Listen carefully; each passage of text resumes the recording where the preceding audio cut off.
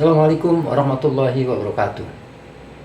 Wakil Ketua DPR Muhaimin Iskandar atau Caimin secara resmi telah mengesahkan pembentukan panitia khusus atau pansus hak angket penyelenggaraan ibadah haji 2024. Pansus hak angket itu disahkan dalam rapat paripurna DPR RI di gedung DPR Senayan, Jakarta pada Selasa 9 Juli lalu. Caimin gitu ya akrab disapa hadir sebagai pimpinan rapat. Untuk menggali lebih jauh apa urgensi pansus itu, berikut ini dialog Metro TV dengan Aceh Hasan Sadili yang merupakan Wakil Ketua Komisi 8 DPR RI. Komisi 8 salah satunya adalah membawai masalah haji. Pemirsa, seberapa urgen pembentukan pansus hak angket penyelenggaraan haji 2024 dan apa goalnya? Kita akan menanyakan langsung kepada Wakil Ketua Komisi 8 DPR RI, Aceh Hasan Sadzili.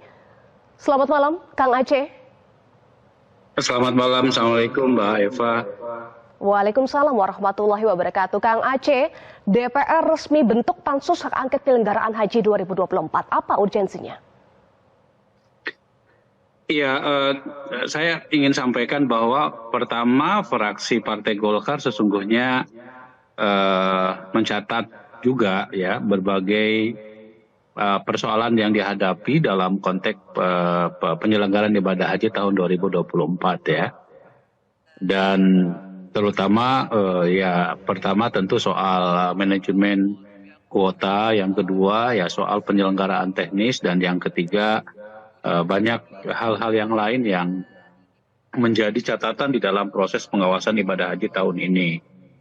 Nah, tapi tentu kita juga mencatat bahwa saat ini kan periode DPR sudah akan berakhir pada bulan September. Tentu agak sulit rasanya kita bisa menggali lebih mendalam terkait dengan berbagai persoalan-persoalan yang dihadapi terkait dengan penyelenggaraan ibadah haji tahun ini gitu ya.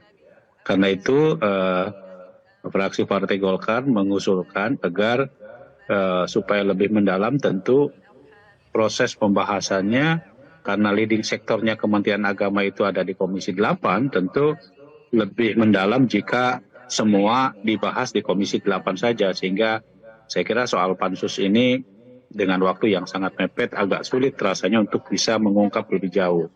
Namun demikian, karena hampir semua anggota tim pengawas ini mendorong agar penyelenggara ibadah haji ini dilakukan secara lebih baik, maka melibatkan berbagai pemangku kepentingan dalam penyelenggaraan ibadah haji ini harus dilakukan melalui yang tadi disebut dengan pansus tersebut ya, panitia khusus tersebut. Baik. Karena masalah yang dihadapi memang sangat terkait dengan berbagai pihak, bukan hanya Kementerian Agama. Kita misalnya coba bedah beberapa kan masalahnya kemarin, ya, Kang Aceh. Kita coba bedah beberapa temuan ya. Soal manajemen kuota ya, tadi Anda sempat singgung. Soal penyalahgunaan kuota tambahan haji, apa indikasinya yang ditemukan sejauh ini? Iya, ini pertama, ini sebetulnya hal yang sangat krusial ya. Pertama soal, kan sebetulnya Komisi 8 dengan Kementerian Agama sudah memutuskan bahwa kuotanya itu sebesar 241.000, termasuk di dalamnya adalah tambahan kuota yang disepakati sesuai dengan undang-undang 8% diserahkan kepada haji khusus dan sisanya dipergunakan untuk haji reguler. Nah, tetapi menjelang keberangkatan pemerintah Kementerian Agama membagi kuota tambahan tersebut 50% untuk jamaah haji reguler dan 50% untuk jamaah haji khusus. Tentu ini juga menjadi tanda tanya. Kenapa? Karena seharusnya Kementerian Agama terlebih dahulu meminta kesepakatan antara Komisi 8 dengan Kementerian Agama ini direvisi dulu sebelum diberlakukan kebijakan tersebut gitu loh. Nah ini oleh teman-teman dinilai sebagai bagian dari indikasi pelanggaran terhadap undang-undang ya. Karena sudah ada aturan dalam undang-undang penyelenggaraan haji dan umroh kuota Haji khusus hanya 8% ya dari kuota haji Indonesia, Kang Aceh. Memang walaupun memang di dalam undang-undang juga untuk haji kuota tambahan itu diserahkan kepada kebijakan pemerintah Indonesia atau Kementerian Agama. Tapi kan sebelumnya sudah disepakati gitu loh. Itulah yang kemudian oleh teman-teman pengawas juga mempertanyakan. Karena kan kita tahu bahwa kami yakin bahwa kuota tambahan tersebut diperjuangkan oleh Presiden Jokowi justru untuk mengatasi berbagai persoalan terkait dengan daftar tunggu yang sampai 40-an tahun gitu loh. Maka diharapkan dengan tambahan kuota tersebut itu sedikit mengurai dari daftar tunggu yang cukup panjang gitu ya. Pertama itu. Yang kedua ya sekarang saja pada saat masa pemulangan sekarang kita kan menyaksikan bagaimana pesawat Garuda mengalami keterlambatan sampai 28 jam gitu. Kan hal semacam ini kan tidak boleh terulang seharusnya gitu kan. Karena bagaimanapun jamaah haji Indonesia kan udah rindu ingin pulang ke tanah air. Mereka sudah masuk ke bus tetapi harus nunggu lama di bus. Nah ini itu kan soal manajemen transportasi ya. Kemudian memang tim pengawas juga mencatat beberapa hal terkait juga misalnya soal over capacity ya, kapasitas yang berlebih di tenda-tenda terutama di Arafah dan di Mina gitu. Termasuk juga Mbak Eva, misalnya kemarin kita bisa melihat dan menyaksikan banyak visa yang digunakan selain visa haji. Ya, yang menimbulkan persoalan ya, banyak warga negara Indonesia yang dipulangkan dari tanah suci gara-gara dia tidak menggunakan visa haji. Tapi kan masalahnya mereka juga sebetulnya adalah menjadi korban dari pihak-pihak yang memang menawarkan penyelenggaraan ibadah haji tetapi tidak menggunakan visa haji. Bagi saya tidak akan menyalahkan warga negara yang berangkat dengan visa non haji sebab mereka kan juga diiming-imingi dengan mereka juga adalah bagian dari korban gitu ya. Baik. Nah jadi karena itu kita berharap tentu dari pansus ini sekali lagi ingin merupakan bagian dari perbaikan peningkatan kualitas haji karena ditahan sampai di situ dulu Kang Aceh. Kita coba bedah lagi ya soal kapasitas tenda yang juga menjadi pertanyaan publik.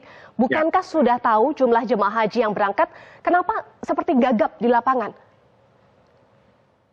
Iya itu juga yang menjadi pertanyaan kami. Misalnya yang kami temukan di lapangan itu, misalnya di tendanya tertulis 420 orang.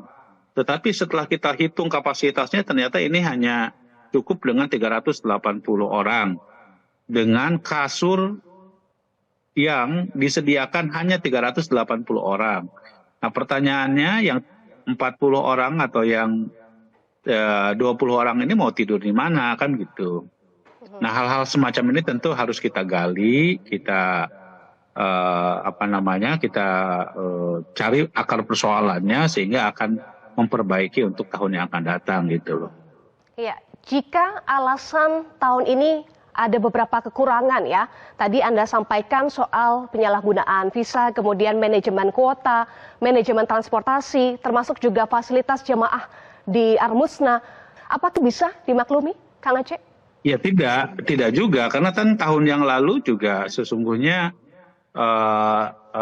bisa sebagaimana yang kita katakan, ini kan sebetulnya pasca COVID ini kan sudah 3 kali. Tahun 2022 dengan kuota yang lebih sedikit, sekitar 100 ribuan kita berangkat. Ya, kemudian tahun 2023 kuotanya itu sebanyak 229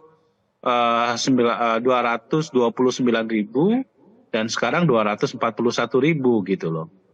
Nah, sesungguhnya memang ini merupakan jumlah jemaah haji terbesar sepanjang sejarah kita mengirimkan. Tapi satu hal yang harus menjadi catatan, Mbak, bahwa DPR sendiri memutuskan biaya haji itu jauh lebih lama dibandingkan dengan tahun-tahun sebelumnya. Ya. kita menetapkan biaya haji atau BPIH itu pada bulan November, ya. Biasanya, ya, penetapan biaya haji itu biasanya bulan Februari. Tapi ini jauh lebih awal. Kenapa? Karena supaya ada persiapan yang cukup bagi pemerintah untuk mempersiapkan penyelenggaraan ibadah haji gitu. Nah, tentu kami juga sesungguhnya menemukan beberapa keberhasilan lah ya. Misalnya salah satunya tahun yang lalu sempat terjadi masalah di Muzdalifah. Tapi sekarang alhamdulillah tidak ada kejadian seperti yang tahun lalu di Muzdalifah gitu. Karena ada konsep baru yang disebut dengan konsep murur. Jadi jamaah haji yang lansia, yang sakit tidak harus mereka mabit, tetapi cukup mabit di mobil melewati Muzdalifah dan langsung ke Mina. Nah, hal semacam ini tentu menjadi titik yang kami juga apresiasi terhadap kinerja Kementerian Agama. Tapi hal-hal yang saya kira yang cukup jadi pertanyaan bagi teman-teman itu adalah soal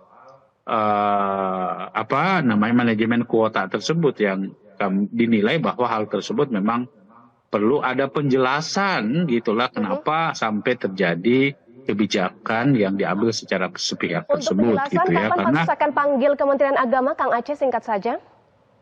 ya saya belum tahu karena kami belum mendapatkan undangan untuk membahas lebih lanjut terkait dengan jadwal dan agenda kegiatan dari pansus haji ini.